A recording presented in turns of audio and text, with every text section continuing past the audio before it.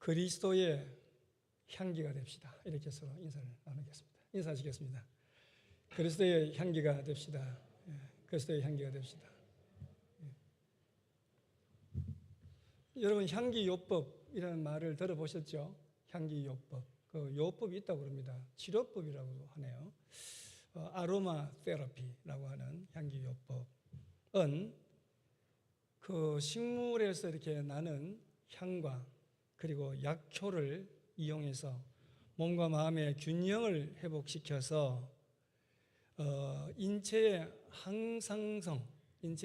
항상성 유지를 목표로 하는 그런 치료법이 향기치료라고 합니다. 약초에서 추출한 고농도의 오일을 사용해서 치료제에 응용을 하는 것입니다. 고대로부터 사람들은 이 종교적인 의식을 할 때 좋은 향기가 나는 그 향나무를 제단에서 태웠습니다. 또한 예수님께서 탄생할 때에 동방박사 세 사람이 가져온 예물에도 모략과 유향이 포함되어 있으므로 어쩌면 기원전부터 의약품으로 사용돼 왔을 것이라고 추정하고 있습니다. 어쨌건 향기요법, 향기치료가 실제로 치료의 효과가 나타나는 근거 있는 요법이라는 것입니다. 병원에 하루 종일 근무하고 집에 들어오는 의사나 간호사의 몸에서 뭐가 나죠? 병원 냄새가 납니다. 저와 여러분에게서 다른 사람에게 나지 않는 독특한 향기가 있는데 그것이 바로 그리스도의 향기라는 것입니다. 이 그리스도의 향기라고 하는 이 표현은 사도 바울이 사용한 독특한 표현에 해당이 되는 것입니다. 이 표현을 이해하려고 하면은 바울이 도대체 무엇을 염두에 두고 이 말을 사용했는지를 먼저 살펴볼 필요가 있습니다. 그냥 자기가 시적인 언어로 그냥 감흥에 젖어서 그냥 내뱉은 좋은 말이 아니고 시적인 말, 소설 같은 말이 아니라는 것입니다. 12절로 13절 말씀에 보시면은 내가 그리스도의 복음을 위하여 들어와의 이름에 주 안에서 문이 내게 열렸지만은 내가 내 형제 디도를 만나지 못함으로 내 심령이 편하지 못하여 그들을 작별하고 마게도냐로 갔노라. 그렇게 말씀하고 있습니다. 이 당시 고린도 교회는 어떤 교회였습니까? 분쟁과 혼란, 또 음란과 허영, 사치와 교만 등으로 어지러운 그런 모습이었습니다. 한마디로 말한다면 고린도 교회는 향기 나는 교회가 아니라 악취를 풍기는 그런 교회의 모습을 가지고 있었다는 것입니다. 이에 대해서 사도 바울은 고린도 교회를 개척한 사람으로 전심을 기울여서 고린도 전서를 기록을 해가지고 디모데 편에 보냈지만은 그 편지를 받은 고린도 교인들은 변화되기는커녕 상황이 더 악화되었다는 것입니다. 사도 바울을 모함하고 그의 사도권에 도전하고 교인들을 선동하기까지 했다는 것입니다. 믿음의 아들 디모데의 보고를 받고 성급히 고린도 교회에 방문을 했지만 오히려 극심한 멸시와 냉대를 받고 에베소로 다시 돌아와야만 했던 바울이었습니다. 참으로 가슴 아픈 방문이 아닐 수 없습니다. 그러나 그는 이 고린도 교회에 대한 그의 사랑을 결코 포기하지 않았습니다. 곧 편지를 발송을 합니다. 이 편지가 바로 본문을 담고 있는 고린도후서 2장입니다. 이 편지는 눈물의 편지로 알려져 있습니다. 아버지가 그 아들을 사랑하기 때문에 징계하듯이 눈물의 편지는 고린도 교회를 향한 사도 바울의 넘치는 사랑의 표출이었습니다. 결국 바울이 사랑이 담긴 눈물의 편지를 받은 바울의 사랑이 담긴 눈물의 편지를 받은 고린도 교인들은 자신들의 잘못을 뉘우치고 새로운 각성을 하게 되었다고 하는 기쁜 승리의 소식이 바울에게 전해지게 됩니다. 바울을 비난하고 불의를 행한 교회 범법자들에 대해서 고린도 교회는 바울의 눈물의 편지에 순종을 해서 화답을 해서 그 몇몇 사람들을, 문제를 일으켰던 몇몇 사람들을 파문이라고 하는 징계를 내렸다는 소식도 전해 들었습니다. 이에 바울은 그들을 용서하고 사랑으로 감싸주라고 합니다. 죄를 회개하면 용서해 주는 것이 하나님의 뜻입니다. 70번씩 7번이라도 용서해 주는 것이 하나님의 뜻입니다. 어떤 소년이 용서가 무엇이냐고 묻는 말에 그것은 꽃이 짓밟힐 때에도 여전히 향기를 내뿜는 것과 같은 것이다 라고 설명했다고 합니다. 바로 이것이 원수 사랑입니다. 우리가 짓밟힘을 당하고 또 핍박을 받고 억울함을 당해도 독소를 내뿜지 말고 예수 사랑의 향기를 뿜어야 한다는 것입니다. 14절로 16절 말씀을 보십시오. 항상 우리를 그리스도 안에서 이기게 하시고 우리로 말미암아 각지에서 그리스도를 아는 냄새를 나타내시는 하나님께 감사하노라. 우리는 구원받는 자들에게나 망하는 자들에게나 하나님 앞에서 그리스도의 향기니 이 사람에게는 사망으로부터 사망에 이르는 냄새요 저 사람에게는 생명으로부터 생명에 이르는 냄새라. 누가 이 일을 감당하리요? 그렇게 말씀하고 있습니다. 영국의 주석가였던 그 유명한 윌리엄 바클레이는 바울이 이 표현을 쓸 때 다음과 같은 장면을 그리고 아마 썼을 것이다, 그렇게 주장을 합니다. 이 설명이, 이 주장이 우리에게 이 말씀을 이해할 수 있는 중요한 단서를 제공해 줍니다. 무슨 이야기인가 하니까 로마 시대에는 정복 전쟁이 계속되었지 않습니까? 그런데 그 정복 전쟁에서 대승을 거둔 장군이 이제 로마로 개선해서 돌아올 때 로마의 거리를 지나서 주피터 신전까지 개선 행진을 했다는 것입니다. 길거리에 전 로마 시민들이 다 나와서 열렬히 그 행렬을 맞이했습니다. 그 행렬은 이렇습니다.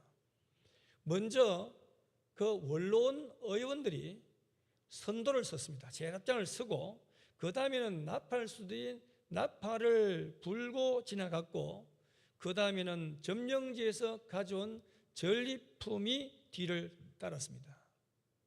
그리고 제물로 바칠 황소가 지나갔고 그 뒤에는 곧 처형하게 될 포로들이 사슬에 매인 채로 끌려갔고 그 뒤에 병정들이 줄을 이었고 그 뒤에는 악사들이 악기를 연주하며 따라갔고 그리고 중요한 것은 그 다음 향을 태우는 향로를 흔들면서 제사장들이 행진을 했다는 것입니다.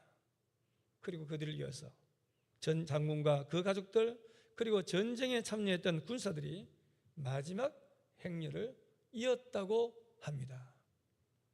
이 행렬에서 짙은 향기가 행렬에 참여한 사람은 물론이고 연도에 늘어선 사람들의 코에 강렬하게 퍼지게 됩니다. 사람들은 모두가 향을 맡으면서 그 의식의 의미를 가슴 깊이 새겼던 것입니다. 이 큰 행진의 가장 중요한 요소가 뭐겠습니까? 향입니다. 향. 향이 가장 중요한 요소라는 것입니다. 이 향불을 엄청나게 큰 향로로 피워대는데 왜 이렇게 하느냐 하면은 무엇보다도 중요한 것은 위생적 요인이 있었다고 합니다. 피 비린내가 나기 때문입니다. 이 피 비린내, 이걸 맡으면 살기가 올라온다고 합니다. 그래서 이 피 비린내를 제거하기 위해서 향을 피운다는 것입니다. 그 다음 이유는 좀 미신적인 이유 같지만 이 당시로서는 이것이 중요했다는 것입니다. 죽은 사람들, 그 사람 가운데는 억울하게 죽은 사람들이 많지 않겠습니까? 그 사람들의 악령이 쫓아온다고 생각을 해서 이 악령을 쫓아내는 의미로 향불을 피우는 것입니다. 악령은 이 향을 싫어한다고 생각을 해서 이 향불을 피웠다고 합니다. 여기에 이 향은 어떤 요소가 있습니까? 바로 심판적인 요소가 있는 것입니다. 전쟁에 이긴 사람들은 기뻐하고 승리자는 기뻐하고 계산하는 사람들과 뜻을 같이 하는 사람들은 기뻐합니다. 이 향내를 맡으면서 생기가 솟아오릅니다. 용기가 생깁니다. 생명력을 느낍니다. 그러나 저 뒤에 뒤따라오는 포로들, 그 패전 군인들에게는 이 냄새는 어떤 냄새겠습니까? 바로 사망의 냄새일 뿐입니다. 이 냄새가 그렇게 싫을 수가 없을 것입니다. 이제 곧 끌려가서 처형당하게 되는 것입니다. 그런 거로 죽음에 이르는 냄새가 되는 것입니다. 이런 역사적인 배경을 알 때 오늘 성경 말씀 그대로 어떤 사람에게는 생명에 이르는 냄새요, 어떤 사람은 죽음에 이르는 냄새가 되는 것입니다. 이 향이, 이 냄새가 구원에 이르는 자에게는 생명에 이르는 냄새요, 예수 그리스도를 반대하는 사람들에게는 죽음에 이르는 냄새인 것입니다. 그래서 심판적인 요소가 여기에 담겨 있는 것입니다. 예수님은 생명 그 자체이십니다. 예수님은 모든 병자들을 고치고 죽은 자도 살리셨습니다. 그래서 예수님 앞에서는 시체가 누워 있을 수가 없습니다. 예수님 앞에서는 시체가 누워 있을 수가 없어요. 그래서 예수님에 대한 재미있는 유머가 전해져 오고 있습니다. 예수님은 다 해보셨지만은 장례식은 못 해봤다고 합니다. 병자든 죽은 자든 다 고치고 살려내는 분이니까 이렇게 말할 수가 있는 것입니다.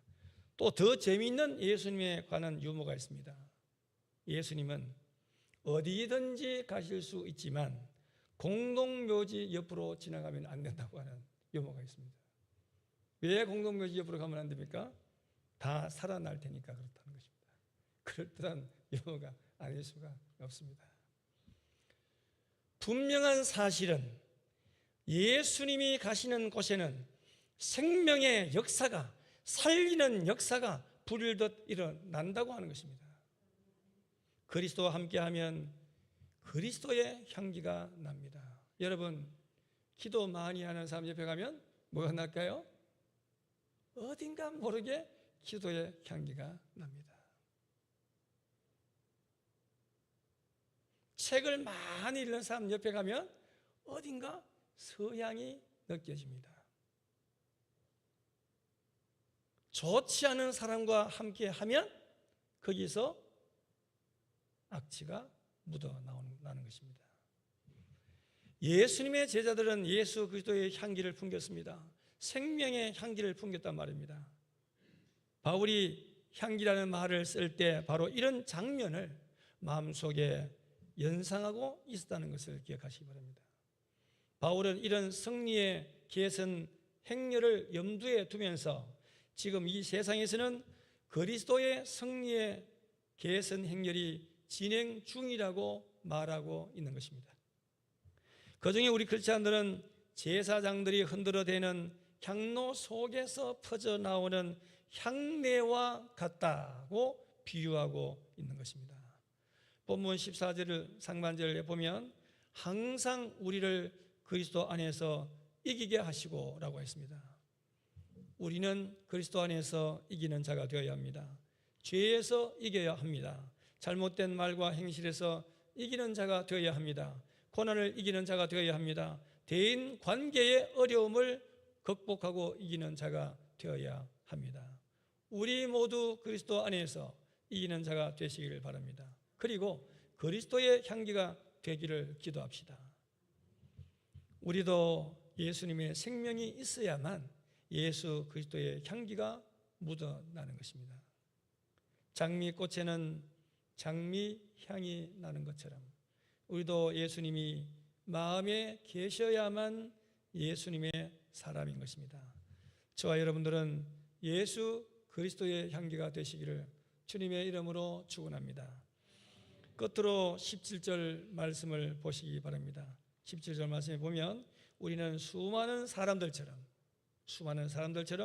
하나님의 말씀을 혼잡하게 하지 아니하고 곧 순전함으로 하나님께 받은 것 같이 하나님 앞에서와 그리스도 안에서 말하노라. 아멘. 그렇게 말씀하고 있습니다. 이제 우리는 순전한 믿음으로 살아갈 때입니다. 신앙의 삶은 혼잡해서는 안 됩니다. 하나님과 함께 순전한 믿음으로 살아가시기를 바랍니다. 왜 많은 신앙의 사람들이 향기보다는 악취를 풍기는 믿음의 삶을 삽니까? 순전하지 못하기 때문입니다. 하나님의 말씀을 혼잡하게 만들기 때문입니다. 어떤 사람이 아름다운 꽃이 피어있는 두 개의 화분을 들고 지혜의 왕이었던 솔로몬 왕에게 찾아왔다고 합니다. 그리고 솔로몬 왕에게 어느 것이 생화이고 어느 것이 조화인지 분별해 보라고 했습니다. 이때 지혜의 왕답게 솔로몬은 화분들을 창가에 갖다 두라고 했습니다. 그리고 한참 지난 후에 한 화분에 나비와 벌이 날아와서 앉는 것을 보고 솔로몬 왕은 그 화분을 생화로 분별해 냈다고 합니다. 역시 지혜의 왕이 아닐 수 없습니다. 여러분, 향기가 있는 꽃만이 나비와 벌을 부를 수 있습니다. 생화만이 향기를 발하는 것입니다. 그리스도인은 그리스도의 향기가 있어야 합니다. 아무리 그리스도의 모양을 갖추고 있다고 할지라도 그리스도의 향기가 없다면 조화 크리스찬에 불과하다는 것을 꼭 기억하시기 바랍니다. 오늘 말씀을 맺겠습니다. 우리는 제가 말하면 그 다음은 여러분들 한번 문장을 연결해 주십시오. 우리는 우리는 그리스도의 향기다. 우리는 그리스도의 향기다. 우리는 그리스도의 향기여야만 합니다. 사랑하는 영신가족 여러분, 영신교회 여러분, 하나님 앞에서 믿는 자들에게나 믿지 않는 자들에게 강한 그리스도의 향기를 풍기고 전하는 그리스도의 향기로 살아가시기를, 간데마다 향기를 풍기셨던 예수님 이름으로 축원합니다. 기도드리겠습니다.